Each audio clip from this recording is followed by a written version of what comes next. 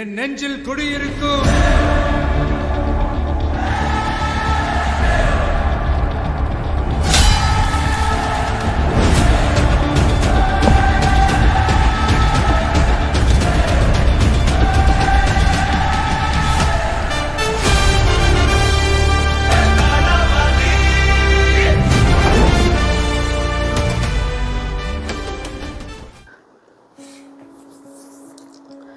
எத்தனாவது டேக்குன்னு தெரில.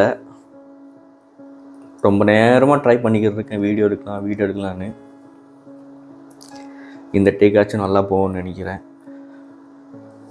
So welcome back to our channel NB talks. இன்றைக்கி நம்ம எதை பற்றி பேச போகிறோம் அப்படின்னு நம்ம பார்த்தோன்னா, தளபதி கச்சேரி மலேசியா.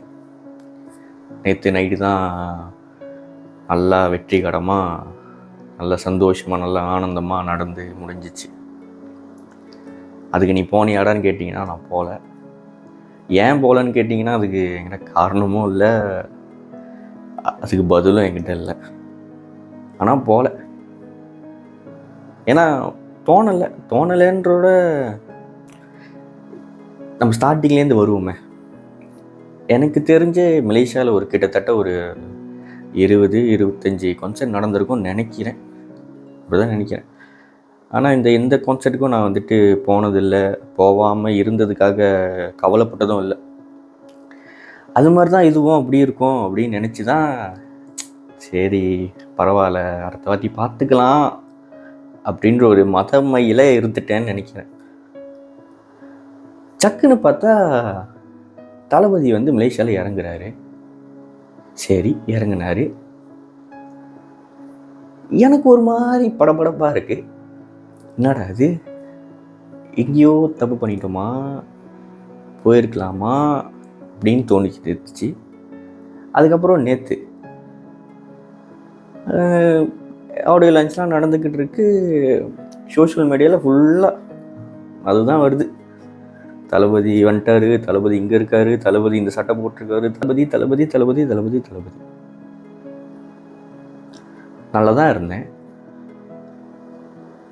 அப்பப்போ கொஞ்சம் அப்படியே லைட்டாக போயிருக்கலாமேன்னு இருந்துச்சு. அப்புறம் ஒரு கட்டத்தில் இதான் இல்லை கடைசி.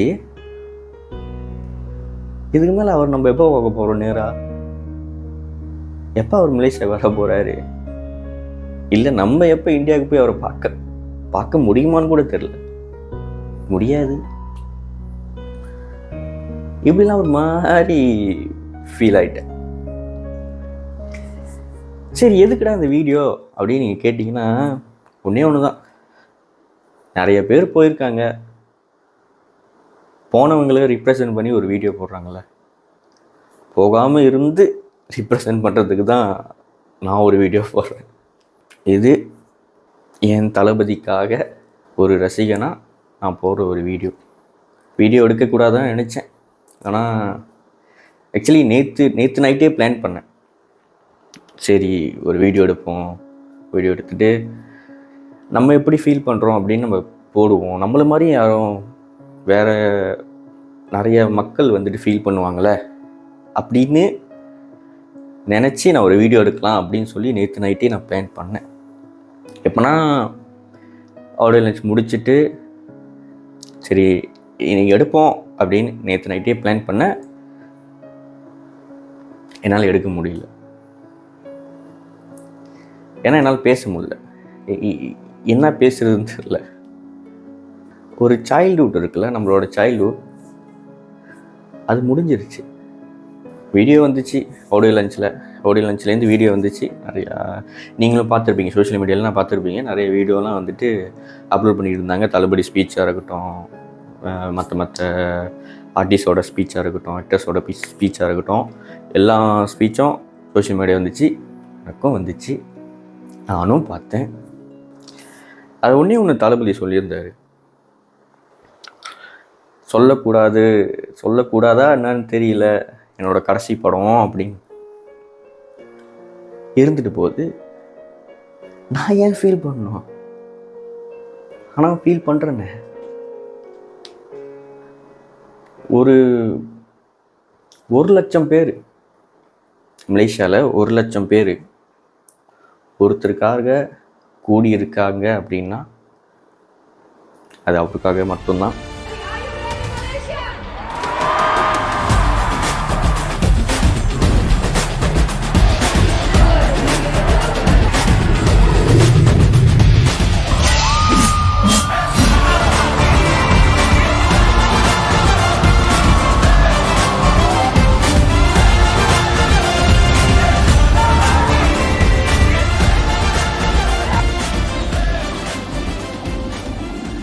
பார்க்க நல்லா இருந்துச்சு, பட் அங்கே போகலன்னு கொஞ்சம் வருத்தமாக தான் இருக்குது. கொஞ்சம் இல்லை, நிறையாவே வருத்தம் தான். பட் இதெல்லாம் நடக்குது நம்ம மலேசியாவில் அப்படின்னு நினைக்கும் போது கொஞ்சம் பெருமையாகவும் இருக்குது. எனக்குள்ளே ஓடிக்கிட்டு இருக்கிறது இந்த ஒரு கேள்வி தாங்க. இந்த எமோஷ்னல் பாண்டிங்னு கேள்விப்பட்டிருக்கீங்களா? கேள்விப்பட்டிருப்பீங்க, அவனும் கேள்விப்பட்டிருக்கேன், இருந்திருக்கு. அப்போ இந்த எமோஷ்னல் பாண்டிங் வந்துட்டு நம்ம சுற்றி இருக்கவங்ககிட்ட வரலாம், நம்ம பழகினவங்ககிட்ட வரலாம். நான் அவர் கூட பழகினதே இல்லை, அவர் கூட பேசுனதில்லை, அவருக்கு நான் யாருன்னு கூட தெரியாது. அவர் கடைசி படம்னா நான் ஏன் ஃபீல் ஆகணும்? அவர் சினிமா விட்டு போகணுன்னா நான் ஏன் ஃபீல் ஆகணும்? அவரை பார்க்க முடியலன்னு நான் ஏன் ஃபீல் ஆகணும்? தெரியல. முறைதான் ஒரு முறைதான், உன்னை பார்த்தால் அது வரமே இல்ல. ஜாலியா